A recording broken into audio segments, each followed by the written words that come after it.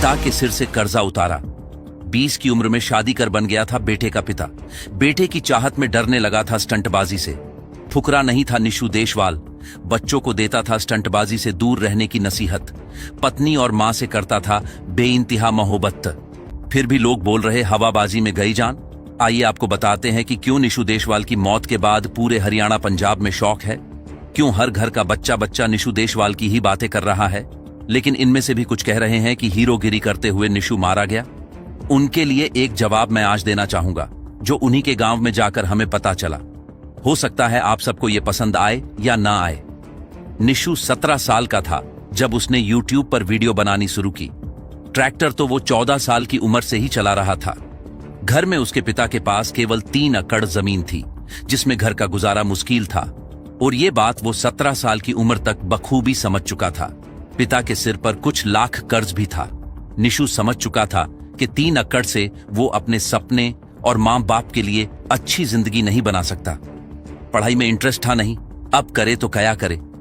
जहां आजकल के 25-25 साल के बेटा बेटी भी अपने मां बाप के लिए कुछ नहीं करते, वहां निशु 17 साल की उम्र में अपना कैरियर चुन चुका था और 18 तक उसमें सफल भी हो चुका था। निशु स्टंट कोई हवाबाजी के लिए नहीं, बल्कि अपने घर की स्थिति अच्छी करने के लिए करता था।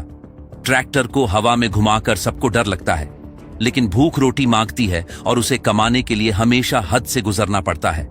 निशु के मां बाप को जितना बेटे का दर्द है, इतना दुनिया में और किसी को नहीं हो सकता। निशु हमेशा ही उसे चाहने वालों को नशे से दूर रहने की सलाह देता था। निशु सोमवार को सोशल मीडिया पर रील डालने के लिए ड्राइविंग सीट पर बैठकर चलते ट्रैक्टर को आगे से उठाकर पिछले टायरों पर बैलेंस बना रहा था, लेकिन अचानक ट्रैक्टर पीछे की ओर पलट गया, जिससे निशु स्टीयरिंग और सीट के बीच फंस गया। उसका सिर दोनों के बीच पीस गया। सिर का सारा हिस्सा बाहर की ओर आ गया।